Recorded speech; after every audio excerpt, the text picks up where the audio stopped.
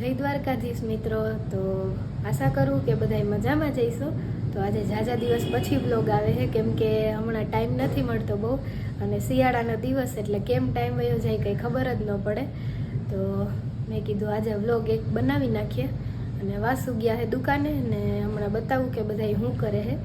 ને રસોઈનો ટાઈમ થઈ ગયો છે, તો હવે રસોઈના કામકાજે વર્ગી જાય. હાલો આજે વિચારીએ કે હું બનાવું. હમણાં ભાભુને પૂછ્યું તો કે તારી ઈચ્છા થાય બનાવી નાખ.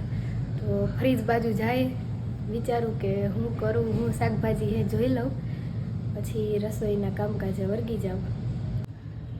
ફ્રીજ તો શાકથી ફૂલ થઈ ગયું છે. હવે વિચારું હાલો કે હું બનાવું. આજે સાંજે તો ઓરો બનાવી નાખશું, અને અત્યારે કંઈક કરી હાલો. આજે તો જો બધુંય શાકભાજી છે, તો આજે મિક્સ શાક બનાવી નાખો. હમણાં બધાને બહુ ભાવે, શિયાળો છે ને.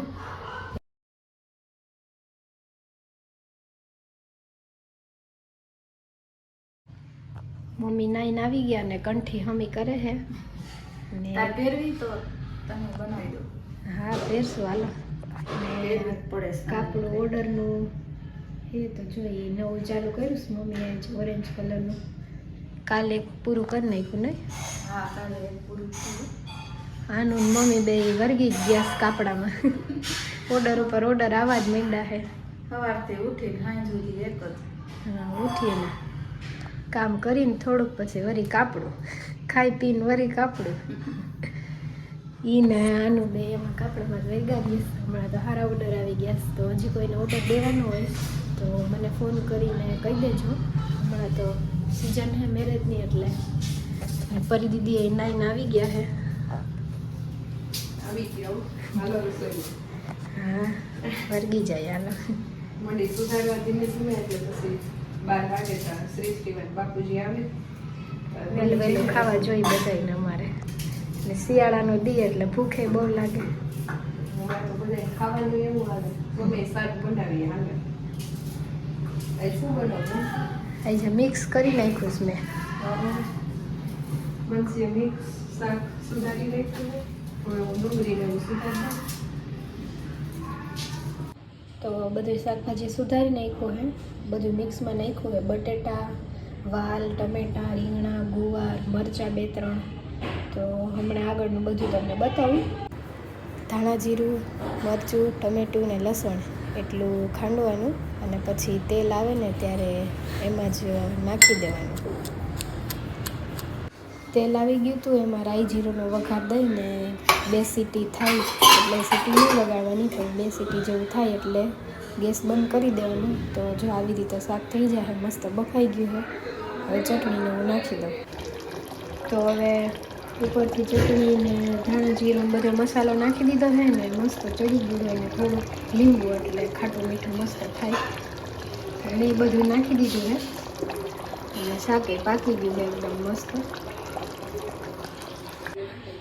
રસોઈ થઈ ગઈ છે કમ્પ્લીટ. શાક જો થઈ ગયું છે.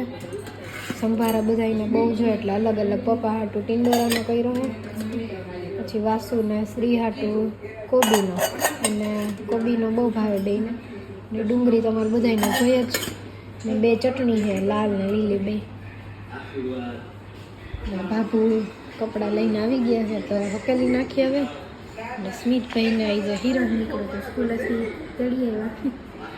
હીરોનો કોઈ પાસે ઉપાય હોય કહેજો, કાશ્મીર મળતું જ નથી.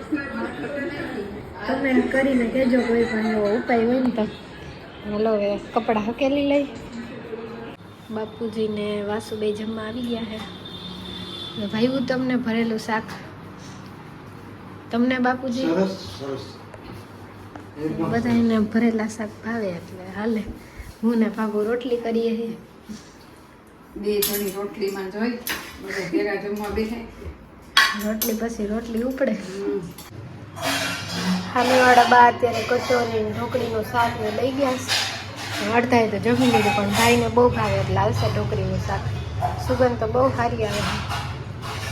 મમ્મી ને બંસી બે જમવા બેસી ગયા છે, અને હું જાઉં છું હવે દુકાને. નહીં ભાઈ હું તને તારું બનાવેલું તે નથી બનાવ્યું એવું છે. તને ભાઈ મમ્મી? હા શાક બહુ સારું બન્યું. કામ 2 hours later. અત્યારે જો રસોઈનો ટાઈમ થઈ ગયો છે ને આજે પાઉંભાજી બનાવી છે તો બધું લઈ લીધું છે એને સુધારી લાવો હવે. શાકભાજી બધું સુધારાઈ ગયું છે. રીંગણા ને દૂધી ને બટેટા ને એવું સુધાર્યું ને ટમેટાની ગ્રેવી કરી છે ને ડુંગળી ને એવું પપ્પા હમણાં લઈને આવે છે પછી સુધારીએ અને એને એકદમ ઝીણું કટિંગ કરવાનું. ટમેટાની ગ્રેવી થઈ ગઈ છે અને લસણવાળી ચટણી ખાંડી નાખી છે. ભાગું ડુંગળી સુધારી દેશ અને પરી દીદી શ્રીવાન હોમવર્ક કરાવે છે. થોડુંક નહીં એવું તેલ મૂકી દીધું છે. પહેલાં શાકભાજી ભૂજી બધું સુધાર્યું ને એનું વઘારામાં કરવાનું. 3 પાવરા મેં લીધું છે અને પાઉંભાજીનો વઘાર હોય ને એમાં રાઈ ને જીરું નહીં નાખવાનું. થોડીક હિંગ ને થોડીક હળદર બસ એ નાખીને તેલ આવી જાય એટલે એ નાખી દેવાનું.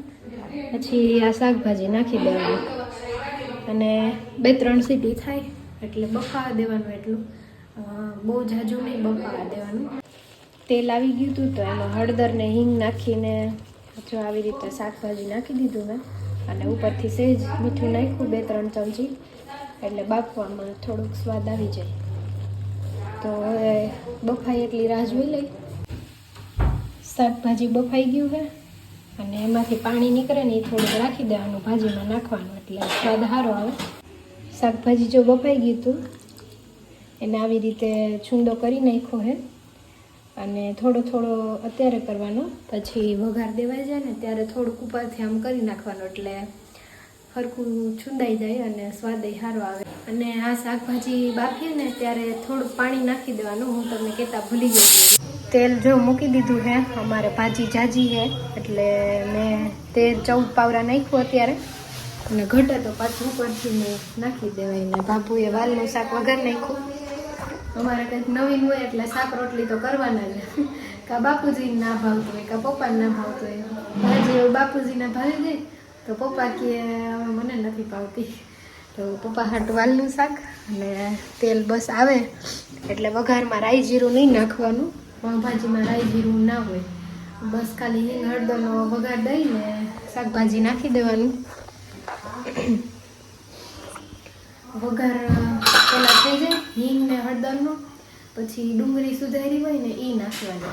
ડુંગળી સહેજ બ્રાઉન થાય પછી ટમેટાની ગ્રેવી અને એ બધું સરખું આમ થઈ જાય ચડી જાય પછી લસણવાળી ચટણી નાખી દેવાની.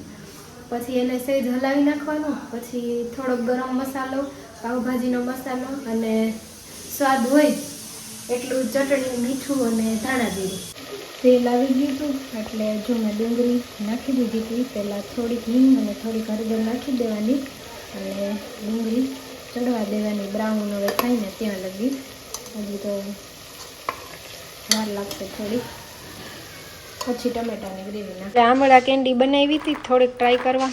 પરમ દિવસની હુકવા મૂકી હતી આજે તડકે મૂકી છે. હવે આજે એક દી પંખે મૂકવાની. અને આમળા પાવડર કરવા જો આમળાનું ખમણ કર્યું હતું એ હુકવા દેવાનું. ટ્રાય કરીએ પછી સારી થાય તો રેસીપી તમને કહેવું નહીં મમ્મી? હા અત્યારે ખાવામાં બહુ સારી લાગે. મમ્મી નવી રેસીપી જોયા કરે ને અમને મોકલા કરે બનાવો હાલો. સ્મિતભાઈ ગેમમાં પડ્યા છે ને હું ભાજી વઘારું છું અહીંયા. ડુંગળી હજી ચડે છે. ડુંગળી ચડી ગઈ છે ને બ્રાઉન થવા માંડી. હવે જો આ ટમેટાની ગ્રેવી નાખી દઉં.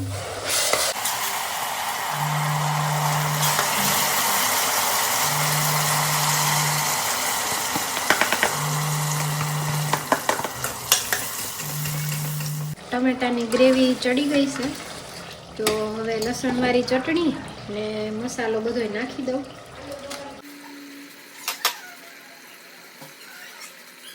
ચટણી નાખીને થોડુંક હલાવી નાખવાનું એટલે મિક્સ થઈ જાય આમાં.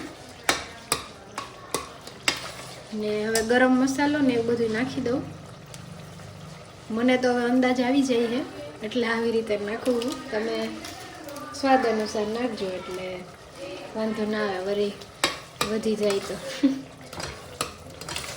આ ગરમ મસાલો નાખ્યો. હવે પાઉંભાજીનો મસાલો નાખી દઉં.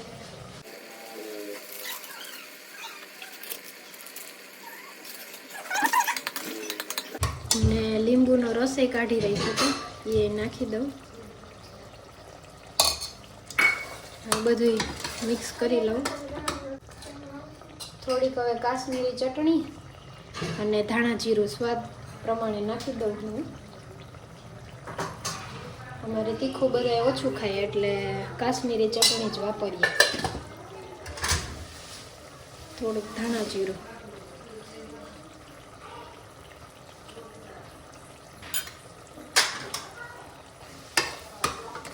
આને મિક્સ કરી નાખું. અને ટમેટાની ગ્રેવી ચડતી હતી ને ત્યારે મેં થોડુંક મીઠું નાખ્યું હતું, એટલે હવે જરૂર પડશે તો ઉપરથી નાખીશ. બાકી સ્વાદ તો બરાબર થઈ ગયો છે. આ મિક્સ થઈ ગયું. હવે ભાજીનો જે છૂંદો કર્યો હતો આપણે એ નાખી દઉં.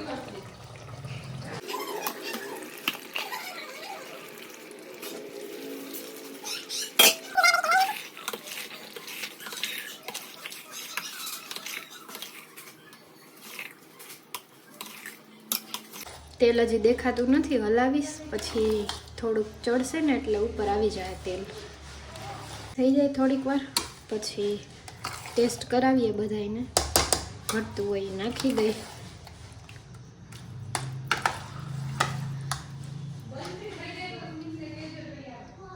છૂંદી નાખવાનું એટલે આખું થોડું ઘણું રહી ગયું હોય એ બરાબર મિક્સ થઈ જાય.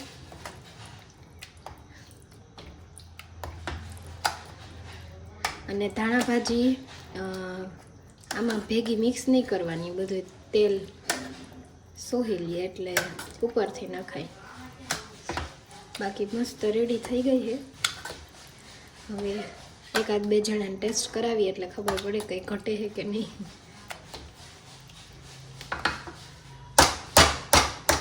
મમ્મી શ્રીવાન લેસન કરાવે તો લ્યો ચાખો કેવી થઈ કયો, કંઈ નાખવું હોય તો. શ્રીવા તો ગામની ખાહે, તું ના ચાકતી બેન. કે આ ભાવશે આવી? શ્રીવાને બહુ પેટમાં દુખતું હતું તો બતાવવા ગઈ હતી તો ડોક્ટરે ના પાડી. હવે બહારની ભાજી નહીં ખવાય બેન.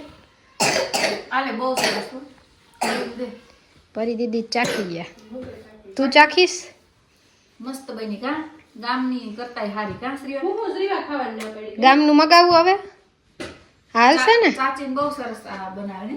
સ્મિત ચાચુ તૈયાર થાય છે. આખો દી મારી જેમ માથું હરાવ્યા કરે. પરી દીદી અહીં ઇસ્ત્રી કરે. હમણાં ઇસ્ત્રી બગડી ગઈ હતી એટલે કપડાનો ઢગલો થઈ ગયો. બાપુજી આવી ગયા છે ઘરે.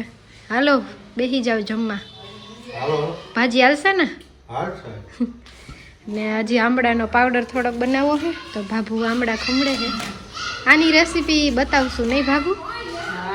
આપણે એકવાર થઈ જાય ને મસ્ત થાય તો બતાવશું તમને.